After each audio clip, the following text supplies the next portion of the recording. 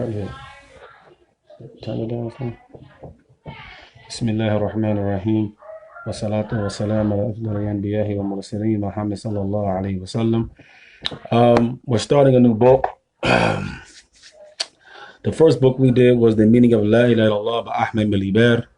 The second book we did was Tawheed Iman, The Strengthening of Faith by Sheikh Abdul Ghani, Ismail Abdul Ghani, rahimahullah ta'ala.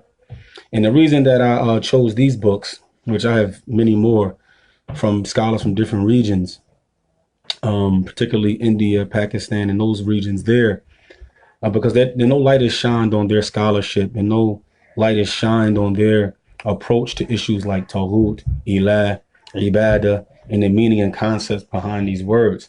Usually we just get the concepts and the approach of one region. Basically, I'm not going to say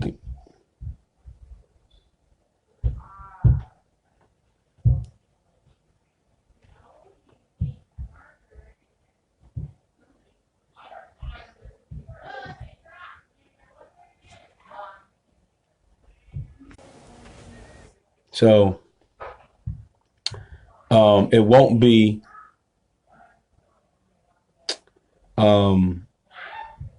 so that people can understand that the thing I don't want to say control the narrative, like this particular region controlled the narrative. I don't want to say that. But the problem is that you will find that a lot of our understanding of particular issues come from a particular region. And I don't think that's good when you're dealing with Islam, because you can fall into somebody controlling the narrative. You know, you can fall into people controlling the narrative, and other scholarships and other regions are put to the side, and it's as if those opinions don't matter. And I just seen that as problematic. But anyway, this book is called Min Ajli Tawheed, for the sake of Tawheed, and it was written by my teacher, Sheikh Mahmoud Lutfi. Okay, this is somewhat controversial book. About 8 years ago, he wrote the book. And he took it to the scholars of Saudi Arabia because he disagreed with the Najdi understanding of Tawheed, and other than that, in some particular issues. And he disagreed with some of their ulama and some of their approaches in these issues. And he gave him his research, and he took it to Saudi Arabia to give it to the Lajna and other ulama there. And some agreed, and I don't know the response of others. So far, they haven't responded to the book for the most part. And it was somewhat controversial. My approach with the book is just going to be information. Some things don't need to be exposed to the general public. Okay, so there are some things in the book that I'm going to not touch on because they're not for the general public. They're not to be laid out there. Some of the information in the book is for scholars and students of knowledge, or people who are in that field of learning, not for the 9-to-5 everyday person, because it go over their head, or they may not understand the approach and things like that, and things can be confused, and the whole point of the book and the whole point of the information can be lost with people going back and forth, and that's what we're not trying to do. So Sheikh Mahmoud Lutfi, he begins by saying, قد يستغرب بعض السلفيين في تنويعه على معنى لا إله إلا الله بين السلفيين، وفي حقيقة أن من يستغرب ذلك منهم دليل على وحن الأصحاب تعيدهم، فإن الله جل في أعلى خاطب خير الناس بعد الرسول بالتوحيد يا أيها. Okay, you will find people in a strange thing, and people misunderstanding, or you will be very amazed at the issues between Salafiyin and the meaning of La ilaha illallah. Okay, you will be amazed in how they actually have differences of how they apply it. You'll be surprised of the differences of when it comes up, how they apply it, the meaning of Ilah to this particular thing. Excuse me. 1 second, everybody. Excuse me. Forgive me. Something is wrong with my Is everybody hearing me? I'm going in and out? It seems though I'm going in and out. I don't know. I'm not sure, but it seems like my internet connection is going in and out, but maybe not.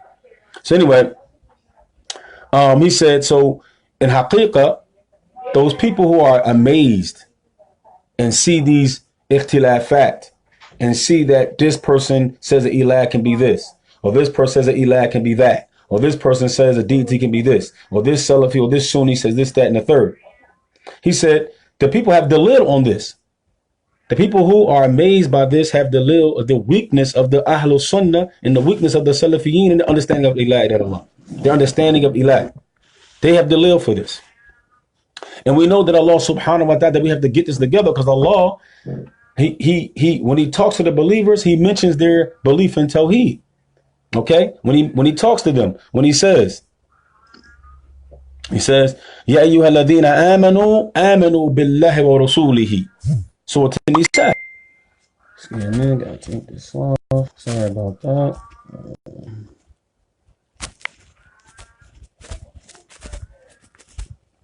Okay. That Allah subhanahu wa ta'ala says, "Oh, you who believe." He's talking to the believers, and he mentioned Iman, and we know that Iman is Tawheed. It's the same thing. It's the same thing.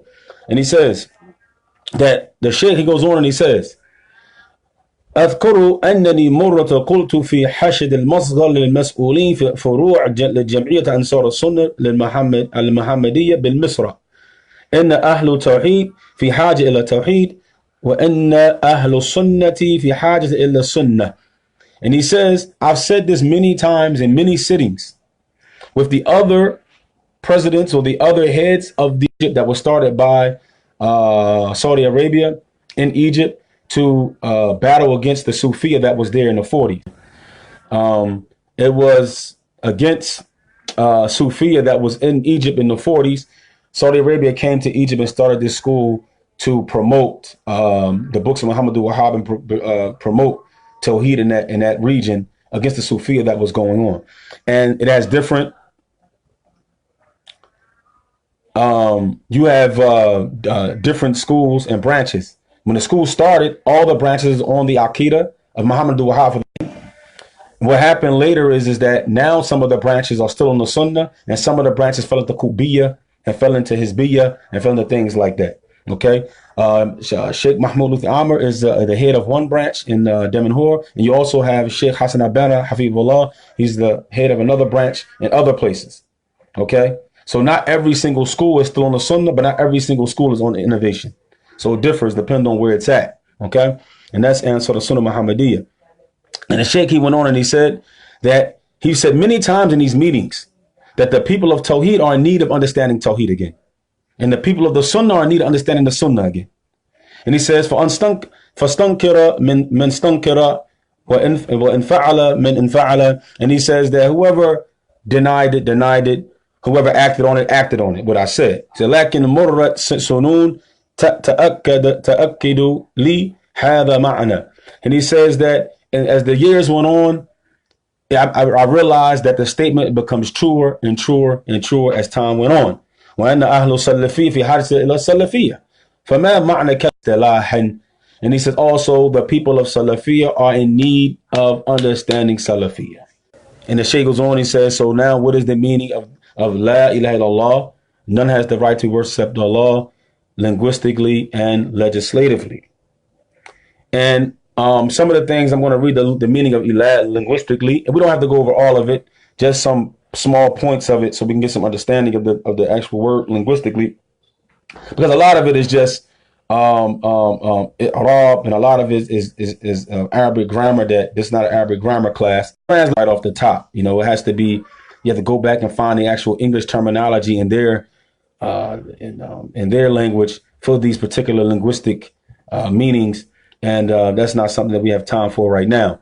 But he says, وَقَدْ جَاءَ فِي كِتَابِ لِسَانِ الْعَرَبِ لِابْنِ مَنْظُرٍ بيان لمعنى إله فإذا فهم معنى على وفق اللسان العربي فصيح فسعل علينا إدراك معنى كلمة التوحيد وأقد اللقاري على ضرورة مثابرة في قراءة لمعنى لغوي حتى يستوعب المراد. And he says that, and it has come in the book or the dictionary Lisan al-Arab Ibn Mandur, clarifying the meaning of ilah, right? Like salam to barakatuh. No, I'm giving a class right now. Coming on to what? I don't know what y'all talking about. So فإذا فهم معنى على وفق اللسان العربي فصيح. And he says that, so if a person understands what the word ilah means in the ancient classic Arabic, then it will be easy for us to understand the meaning of it in Tawheed, the meaning of it legislatively. Because if a person, and then a person will understand that he has to be persistent and continuously reading up on this issue so he can be clear. Because when you're clear on the ma'na linguistically, you'll be clear on the meaning of it legislatively. Okay? And he says, في قراءة لمعنى اللغوي حتى يستوعب المراد. And a person will constantly seek understanding of what this word means linguistically until he comes to the understanding or the comprehension of the word murad. And now, I mean, I'm giving a class right now. I don't know how I'm going to do that. I didn't know anything about it until just now. I seen the come across, but I was already in class. I didn't hear anything about it until I'm already giving the class already. And he says, Al-alaha ilahullah wa kulla ma ittakhadha min dunihi ma'budin ilahun 'inda mu'takhidihi wal jama' aliyatun aliha asnam sammu bidhalika li'itiqadihim wa asma'ahum tatba'u itiqad.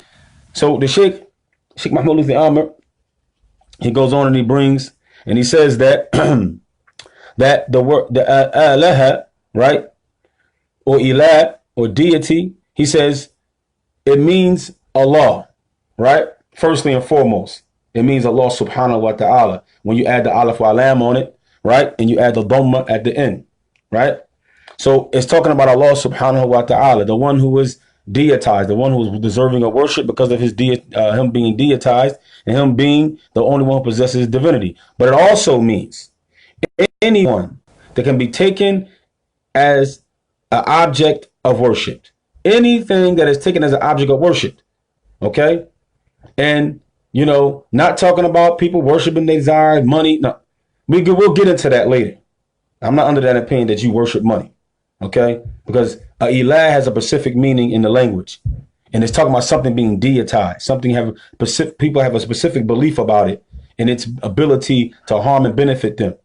And it have particular abilities to be an ilah. And that's a whole other conversation that we're not getting there yet. And he says, so he says, because this object is an ilah to the one who was worshiping it. Why? Because why was asnam, idols, named ilah in the Quran? And the Arabs named it that. Why was it named that? Because of the belief that those who were praying to it had for it. And it became an ilah following behind their i'tiqad, their aqidah they had for the thing. For example, I love this cup. This my coffee cup. Yeah, I got coffee in it too. But why isn't the love for this cup the love that's worship? I love my kids, right? Love my wife, love my stepkids, right? Now, but why isn't that love worship? Because I don't have a belief system behind that love to make it so. You understand what I'm saying? It's still love, but I love Allah too. But why do Christians, when they love Jesus Christ or Isa alayhi salam, why is that worship? Why is that two different types of love? Because of the aqidah behind it. It's something behind it that makes it different. And this is the point I'm trying to make. This is the point Sheikh Mahmoud Lutfi Hafizahullah is trying to make. That there is belief systems behind people why something was called an ilah. It was only called that when a certain belief.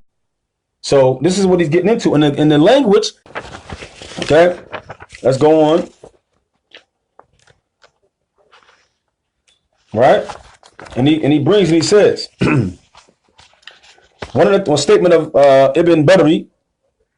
Call it Ibn Badri. He said, "Ism sanam, فكأنهم سموها إله لتعظيمهم لها وعبادتهم إياها فإنهم كانوا يقدمونها ويعبدونها ووجدنا الله ذلك في كتابه." And he says, now idols, why were they called ilah? He said because of their renovation of them, their ta'zeem for them. He started with that. because they believe these idols had certain qualities and abilities that made them be an ilah. Linguistically, I mean, not in reality. In reality, Allah is the only ilah.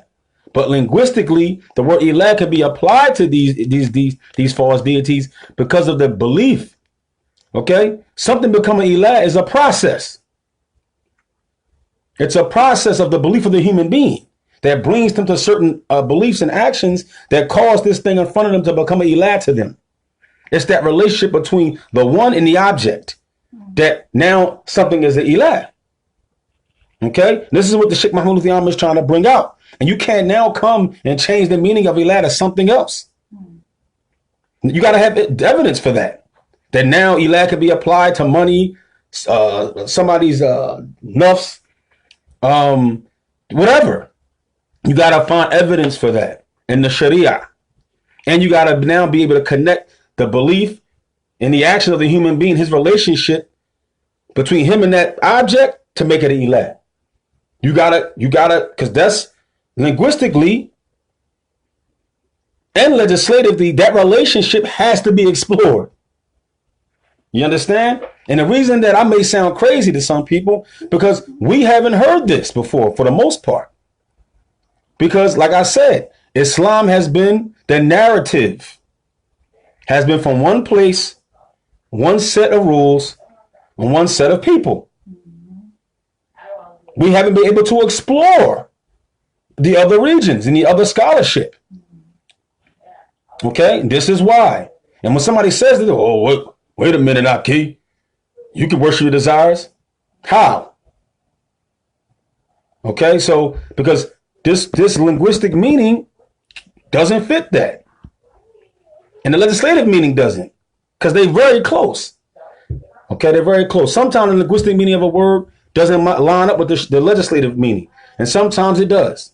And sometimes it does. But anyway, so he says, when Allah SWT says, وَمِنْ آيَاتِ اللَّيْلُ وَالنَّهَارُ وَالشَّمْسُ وَالْقَمَرُ وَلَا تَسْجُدُوا لِلشَّمْسِ وَلَا لِلْقَمَرِ وَاسْجُدُوا لِلَّهِ الَّذِي خَلَقَهُنَّ إِن كُنتُمْ إِيَّاهُ تَعْبُدُونَ. Now check this out. Surah Fussilat. Now the Sheikh, he brings his ayat to show a point. Now the statement for Qala ibn al-Barri, when he said about they named them ilah, it was named the ilah because of the renovation.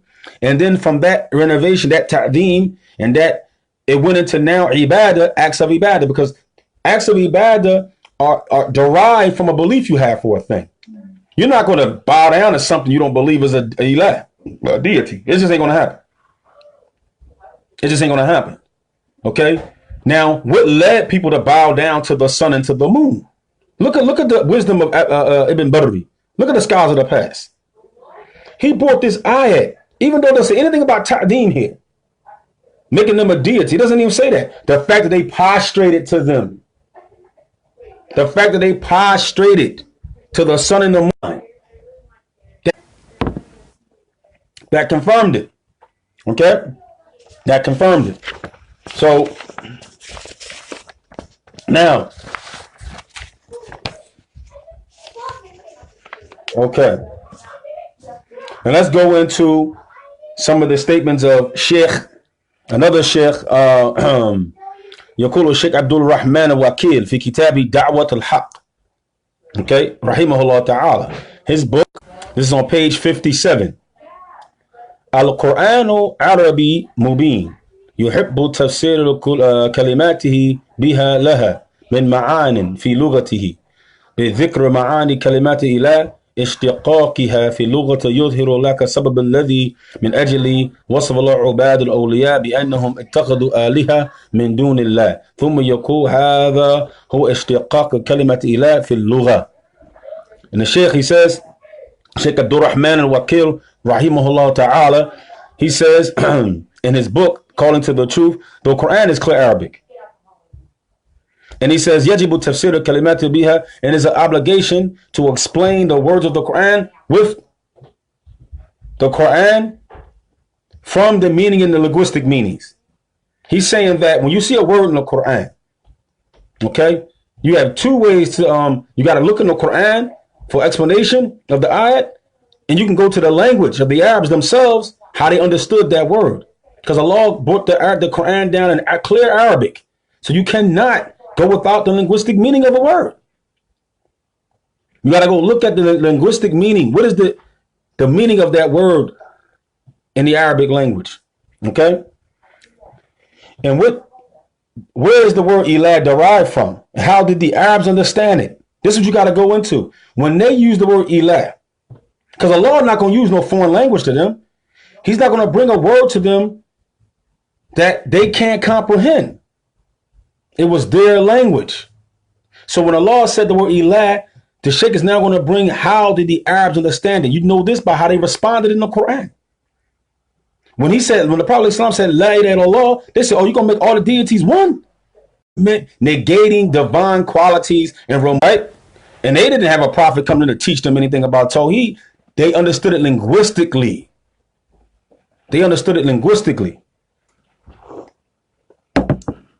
So he says, and from that reason, Allah subhanahu wa ta'ala described the worshippers of these aliha as that they was taking them as awliya, and they took them as a deity.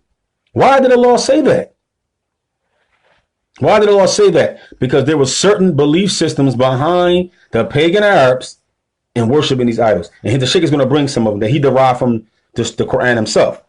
He says, فَعَلَى الْأَوَّلِ يَكُونُ سَبَبْ وَصْفَهُمْ بِذَلِكَ هُوَ أَنَّهُمْ جَعَلُوا لَهُمْ مَعْبُودِينَ مَعَ اللَّهِ.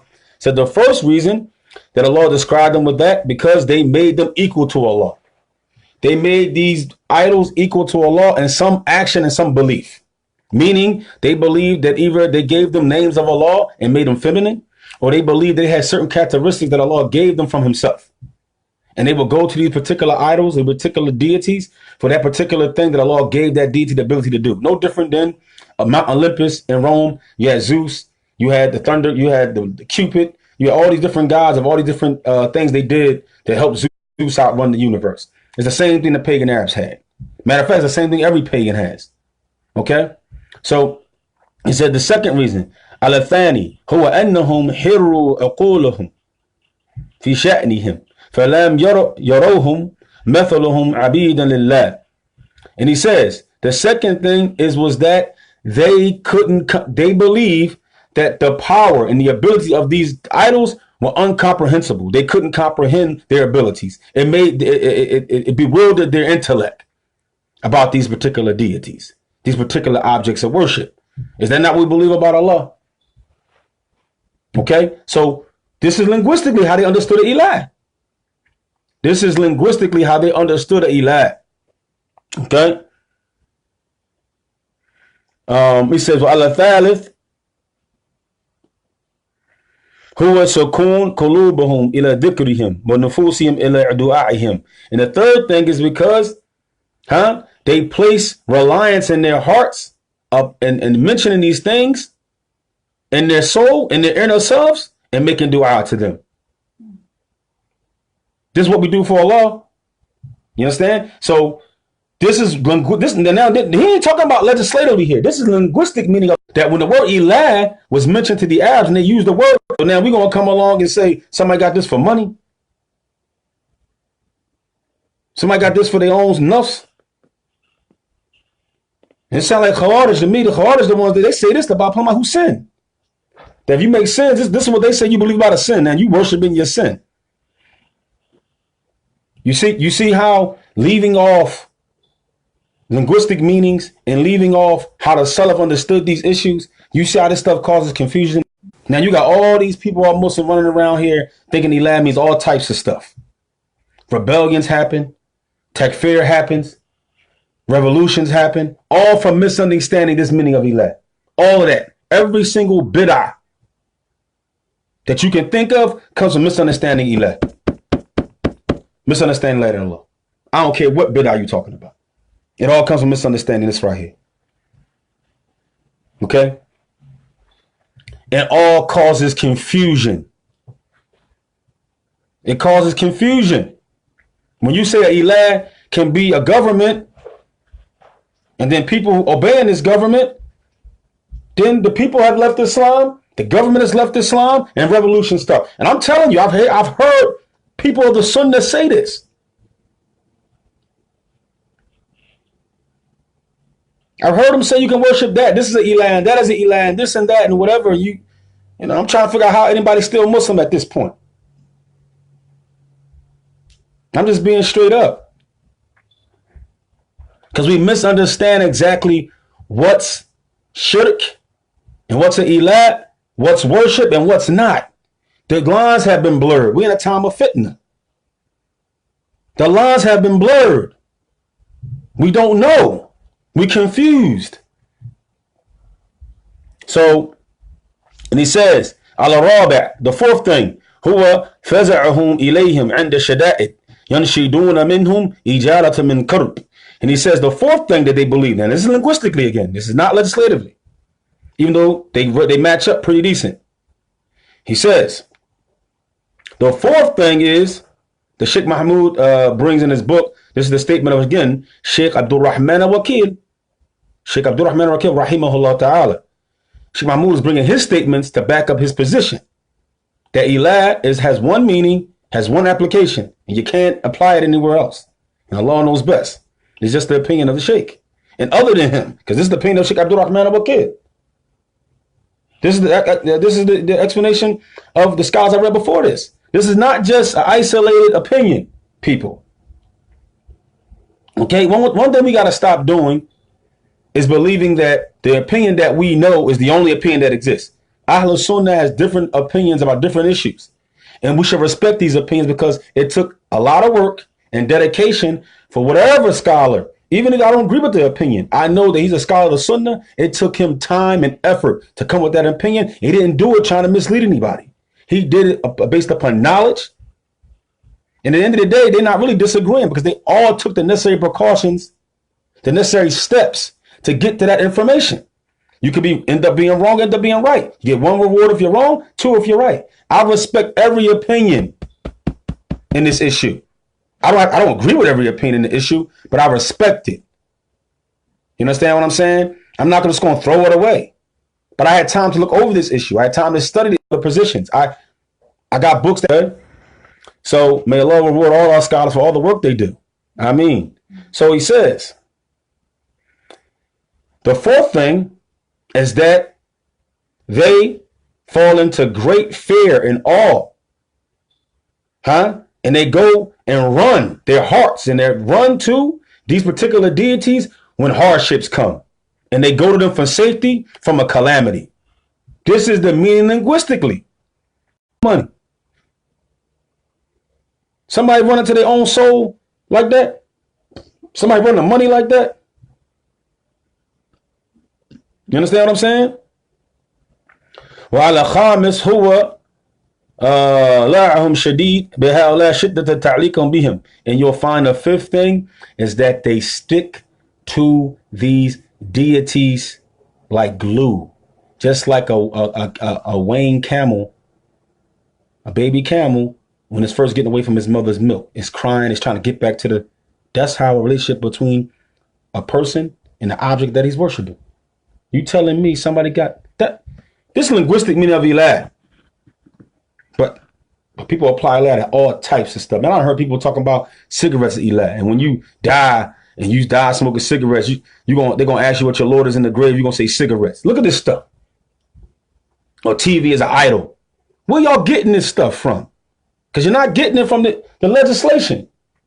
Okay? Because what happened is that there's a thin line between extreme Salafiyya and the Khawarij. And things are being mixed together. It's gray areas right now. And we gotta be careful. We got to be careful. Okay?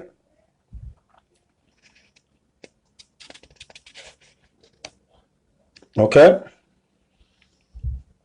Now, this is another Indian scholar, right? His name is Sheikh Wahiduddin Khan fi kitabi Khata fi tafsir.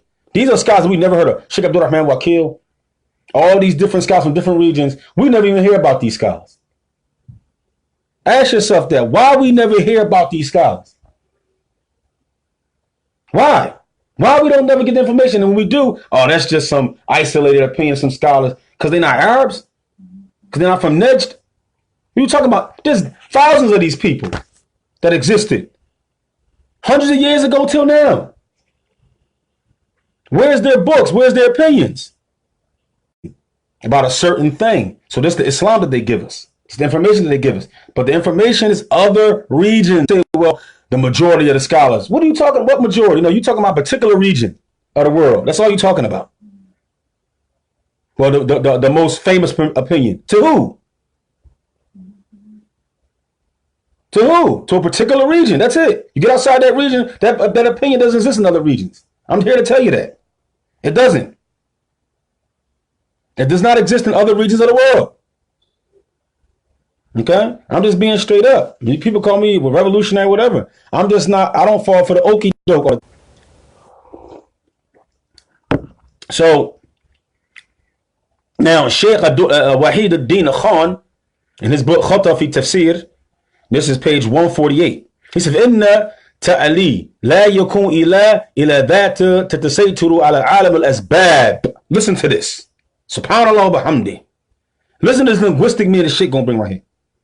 He said that divinity or something being a deity cannot be so except that it has the ability to control the unseen and the seen affairs. It cannot be considered a ilah, not unless it has control of the alam al-asbab. Okay? The alam al-asbab, meaning the created means of how we harm, benefit, talk, react, the created confines that we live in every day, how we communicate, when it rains, when the sun comes out, who lives, who dies. Let's give you an example. I go make dua for some bread, right? You know what I'm saying? I need some money. So I go to Allah subhanahu wa ta'ala and I say, Allah, right now, rent coming up. I'm struggling, you know what I'm saying? And I got a lot of bills, but I need some help, Allah. I need some help out of this. And I'm walking down the street.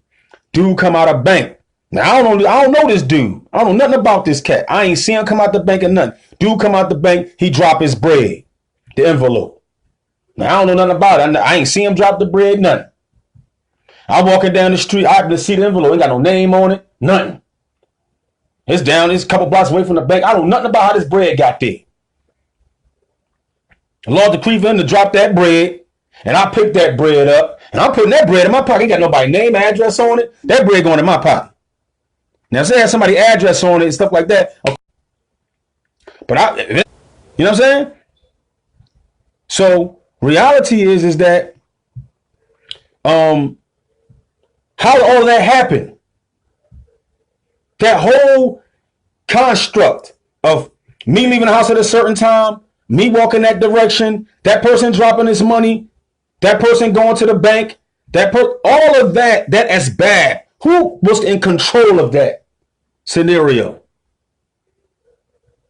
Okay, that's an ilah. The one who controls that scenario, that's an ilah. That's a God.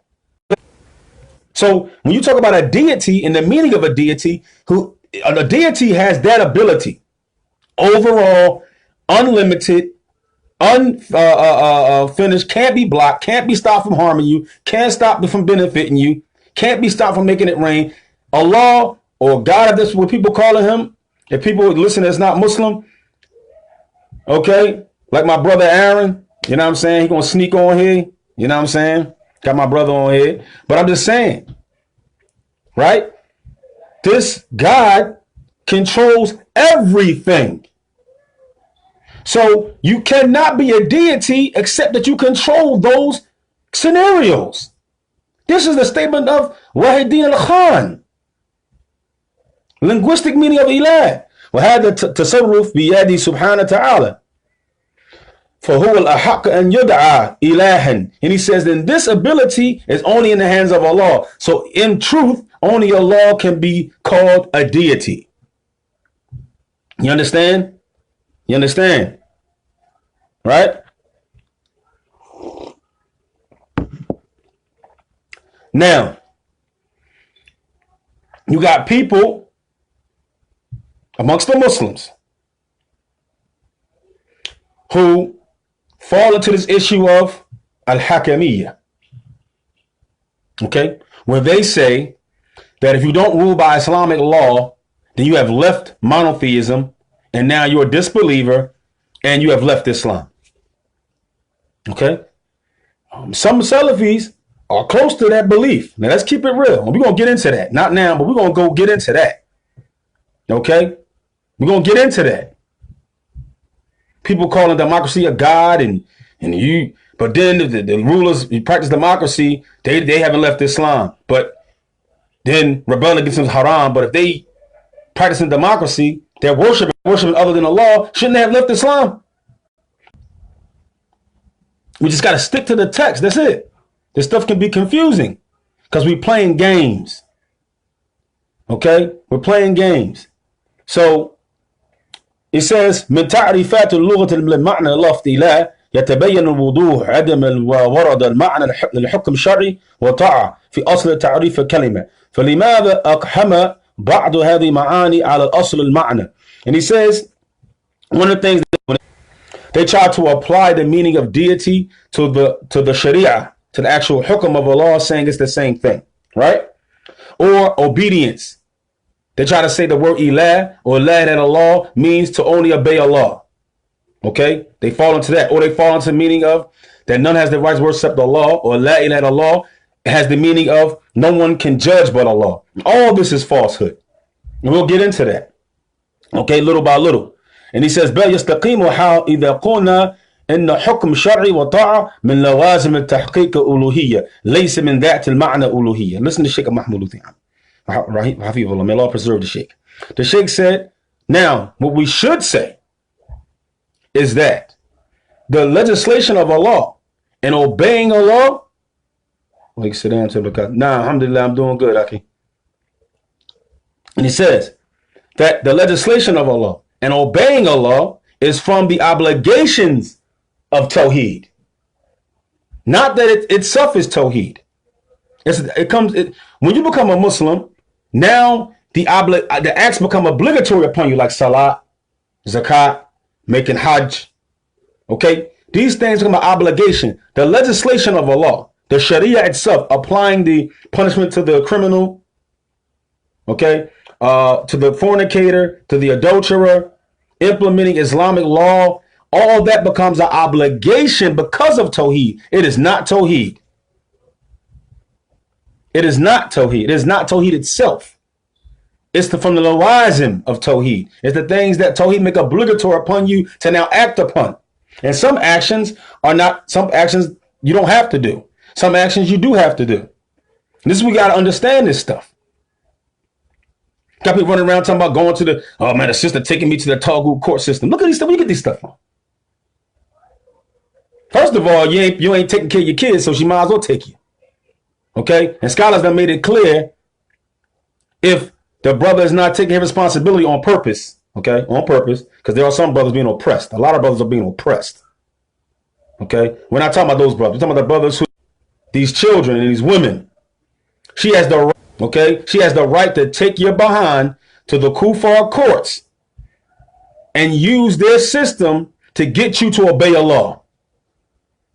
Okay? Because they have inside the court systems here child laws, family laws that coincide with Islam. All right, you too, man. I'm going to holler at you, Aaron. I'm going to get on you, man. All right, peace. So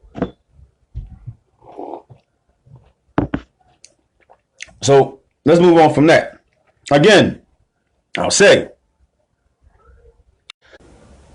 and obeying Allah is not Tawheed, not in itself. It is the lawazim, tahqiq al-wujub, is the things that are obligatory upon you because of Tawheed. Because if you say it's Tawheed, then the Khawarij are right. That the hukum is just for Allah. That the meaning of la ilaha illallah means that no one can be obeyed but Allah. We know these are false. We know these are false. And the Sheikh's going to get into some of that. Okay? Okay? And he says, and the Sheikh, he goes on and he says, وَهُنَا تجلية معنى ألوهية التي خاصم فيها أنبياء وأهل جاهلية حيث لم يذكر في القرآن فيما أعلم خصومة بين أنبياء وبين أقوامهم في قضية التشريع والطاعة ابتداء، وإنما كانت خصومة عظمى إقرار بالألوهية للحق إفراد الله بها ونفيها على عن كل الآلهة باطلة. ولذلك صوم النبي ليس عرضوا عليه ملك السياسة فأبى، قال لهم قولوا لا إله إلا الله تفلحوا فأعرضوه بقولهم جعل آلية إلها واحدة إن هذا لشيء عجاب. And he goes on and he says هنا تجلية معنى ألوهية, that the mushrikeen and the believers past and present have had battles about and arguments and going back and forth about. We're not talking about the day of Muslims. All we want to worry about is land. We arguing with the Jews about Palestine, about where we should live and where we drink water at. We don't stop arguing with them about their Aqidah. Okay? التي خاصم فيها أنبياء وأهل جاهلية حيث لم يذكر في القرآن. He says until that you cannot find that he knows about that the khusuma between was in the issue of tashri', was an issue of legislation and obeying a law from the beginning. You don't find that being the foundational discussion. You not find that being the foundational discussion.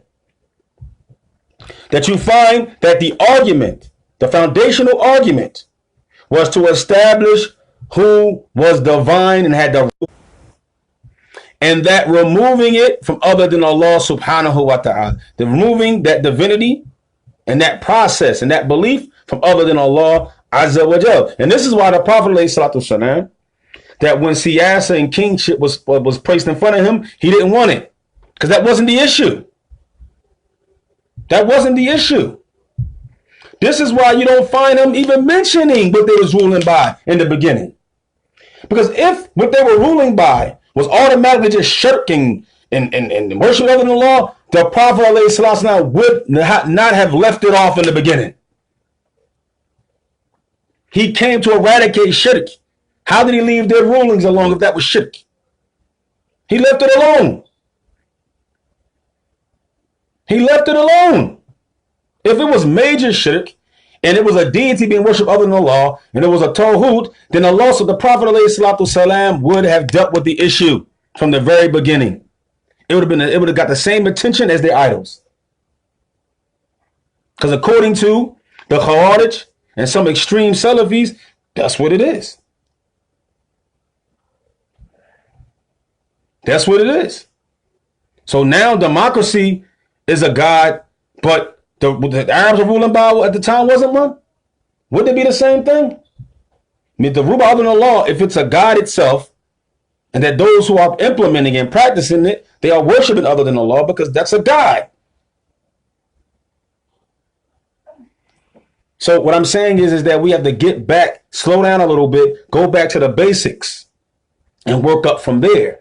The problem, we got a lot of terminologies that we got in the beginning, but no application, no understanding of the organic, foundational principles of what this stuff means linguistically and how it was understood to those people it was said to. The Quran came down to a certain group of people who was alive. And when it came down to them, what was their responses linguistically to this stuff? And what was the Prophet ﷺ? How did he apply these names and these things that we're saying to the things around him? Because don't say that people. So what was the? So now when the Prophet ﷺ said to them, say la ilaha illallah, you be successful. What was the response? They said, have you made all the deities into one? This is a strange thing. That right there lets you know how they understood that meaning ilah linguistically. That ayat right there lets you know how the Arabs understood the meaning of ilah in their language. It was talking about something believed to be divine in its nature.